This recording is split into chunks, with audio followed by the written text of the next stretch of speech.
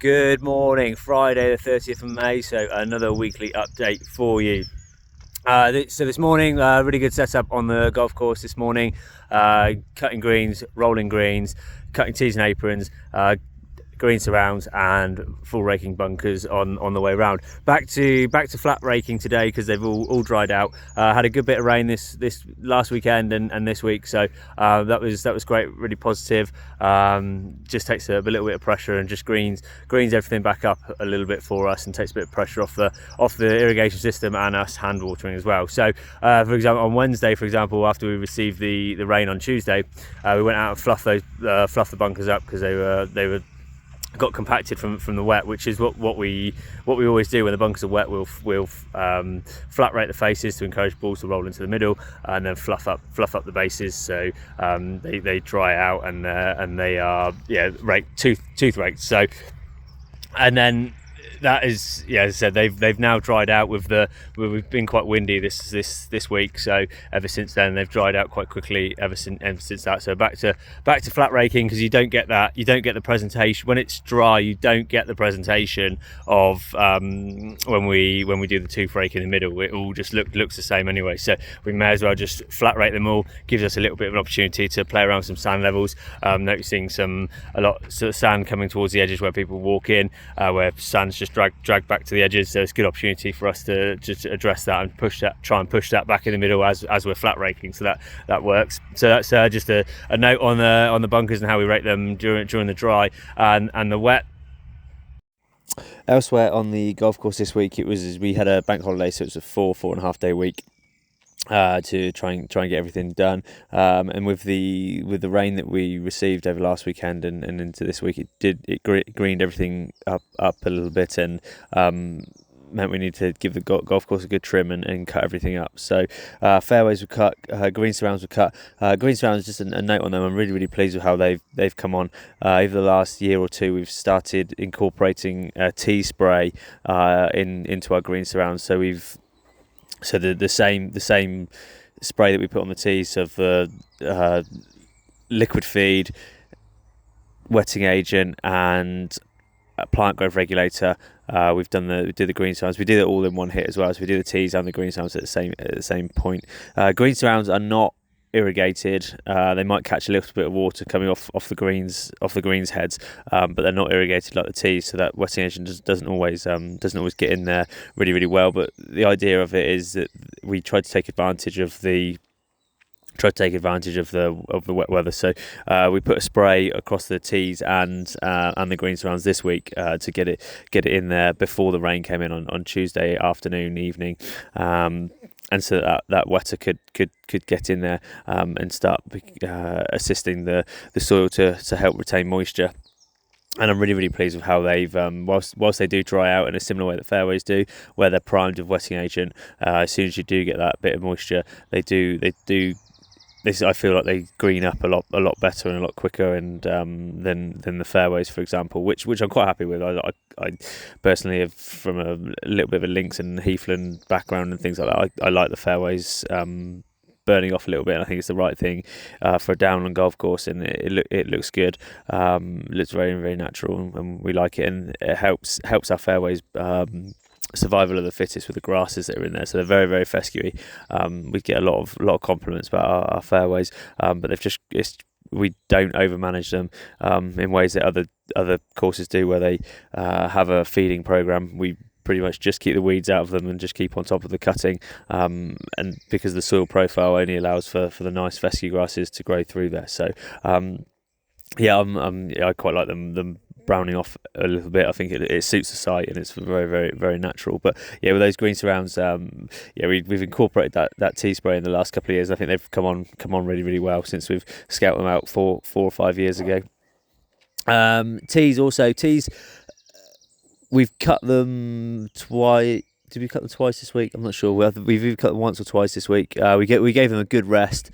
We gave them a good rest because we had the rain over the weekend. We put a granular fertiliser on them at the end of last week, and then just tried to give them a good rest to let that granular fertiliser break down.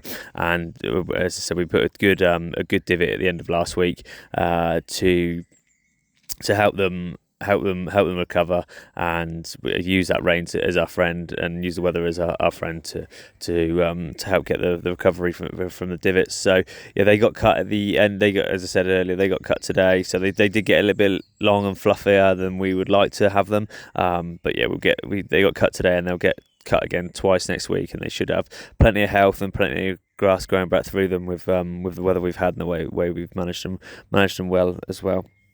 And then also we've done a fly mow around the tees just to tidy. That was due just to tidy around those tees up. So yeah, as I said, 4.5 day week to try and get everything done. Just focusing on the basics really, and to produce a good golf course ready for the week and for the weekend. An attention to detail job we did manage to complete this week. We spent the last couple of weeks doing it. Is to do some plugging on the greens on the first and the third. We had where we did the drainage works on the left of the first. The turf there was just struggling a little bit, so we've taken some plugs from the old putting green to get some fresh and better coverage in there, and also on the left side of the third green where we were just crusting up and losing a bit of turf health. I think left of three is a really good example actually of the things we've done over the last few years, where we've done a sort of quite large green extensions over the last 4 or 5 years, since sort of Greg and I have been involved in the club. Just to, the bigger the greens are, the more pins you can get on them. That allows us to change holes twice a week to play different pin positions. And I think it's the right thing for the site is to get those greens as big as the irrigation will allow us. Creates for far better playing conditions. But by doing that, we do struggle for a couple of years at least to really get the sward density in those areas. So when the grass is longer, there is less grass plants in that area. So then when you go and scalp an area down, because so much of it is covered by fewer plants, you're cutting that plant right down. That does expose the underlying soil, which is it. And we on the left of three, we exposed all that area. We've took that from apron to green last summer, and so that's just an example of what's happened over the years, where the perimeters have looked weak, but that's just where we've been reducing the heights of the greens height from sort of 7 mil down to 4 mil. And as I said, they do look weak, but it's because when we're trimming them down, there's you lose quite a bit of grass coverage, so they just need to be managed and overseeded and well looked after. So left to free, just where we've really struggled and got a bit crusty in some areas, we've just plugged the worst out, and then we've gone in there and soil and seeded some of the other bare areas. So just managing them in exactly the same way that we've done many of the perimeters over the last few years to nurse them back to full sward health, ready for greens.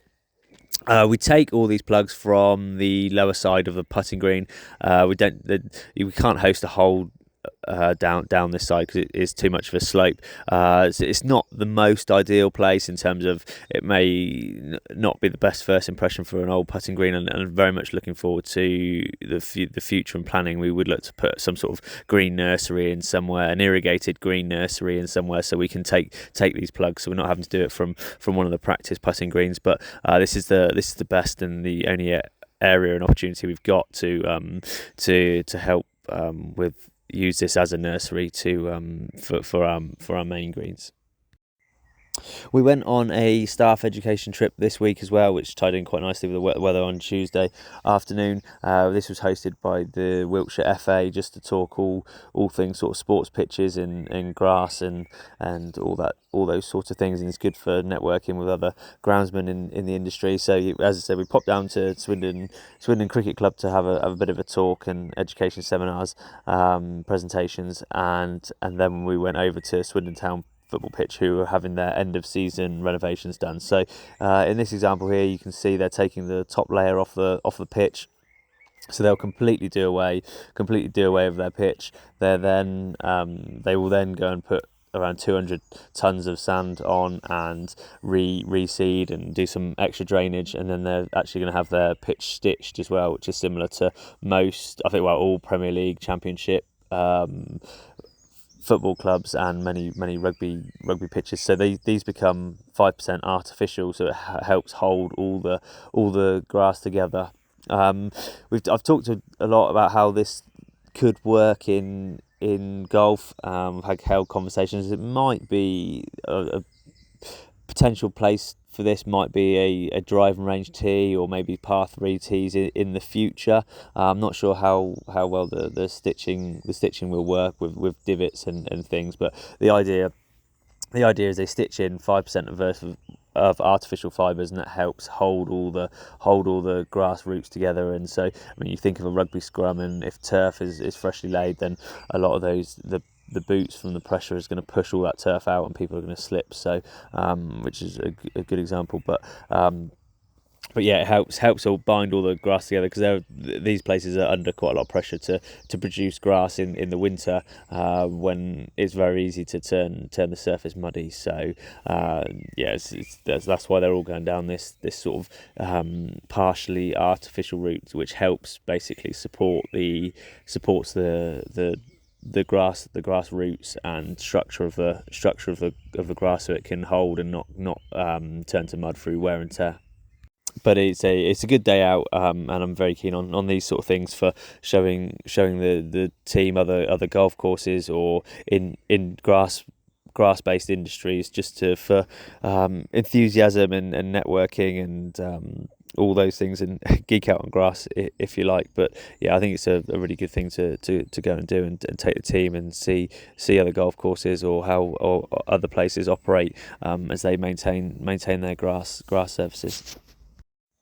One thing I haven't gone into and reported on this week is our irrigation findings, because our irrigation contractor Kipper and Mark, our deputy, is still out working on that as we're recording. So I'll sort of debrief with Mark at the end of today or early next week, and have all the irrigation findings. But yeah, they're still out there trying to narrow down where the leak is, where we've got a leak out on the golf course, and so there may well be holes still open, and maybe a GUR area or two when you're out playing this weekend. So yeah, as I said, they're just trying to work out and narrow down where that leak is, and then from there we can once that's all sorted and we can work out what we're doing, then we can get all those filled back in. So bear with us on that. But yes, you may see that. But thanks for watching, thanks for listening, and I will update you on all of that next week.